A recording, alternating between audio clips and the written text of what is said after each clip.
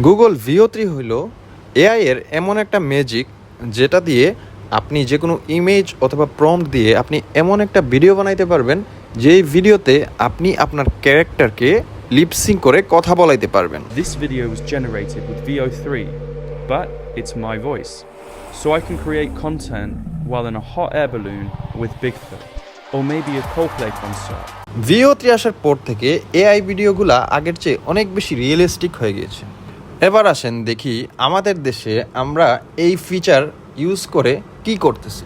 গত 21 জুলাই 2025 সালে মাইলস্টোন কলেজে F7 ক্র্যাশের পর কিছু কালপ্রিট এই এআই ভিডিও দিয়ে মৃত পাইলটকে জীবিত বানায় এমন কিছু ভিডিও বানাইতেছে যেগুলো দেখলে আপনার গা জ্বালা পোড়া দিয়ে উঠবে। কন্ট্রোল করা যাচ্ছে না, আমার কাছে সময় ছিল না, কিন্তু তোমাদের জীবন সবচেয়ে মূল্যবান ছিল। আমাকে ক্ষমা করে দিও যদি চাইতেছি পানা এমন মরণ মাওলা তুমি কাউকে দি। মাইলস্টোন কলেজে ফাইটার এয়ারক্রাফট ক্র্যাশের পাইলট ছিলেন ফ্লাইট লেফটেন্যান্ট মোহাম্মদ তৌকির ইসলাম। কিছু কালপ্রিট এই মৃত পাইলটের নামে রিলস আর ভিডিও বানায় ফেসবুকে টাকা ইনকাম করতেছে এবং কিছু কিছু রিলসের ভিউ 500,000 থেকে 1 মিলিয়ন পর্যন্ত রয়েছে। এখন এআই এমন একটি পর্যায়ে গিয়ে পৌঁছেছে যে মানুষ যা ইচ্ছা তাই করতে পারে। কয়েকদিন আগে ভারতের আসামে একটি মেয়ের ছবি দিয়ে তার প্রাক্তন প্রেমিক প্রতিশোধ নেয়ার জন্য ফেক অ্যাকাউন্ট খোলে এবং এআই দিয়ে ফেক অশ্লীল ভিডিও বানায় পেজে আপলোড করার পর ওই পেজটি মোটামুটি ভাইরাল হয়ে যায় এবং সে ওই পেজ থেকে টাকা কামাতে শুরু করে।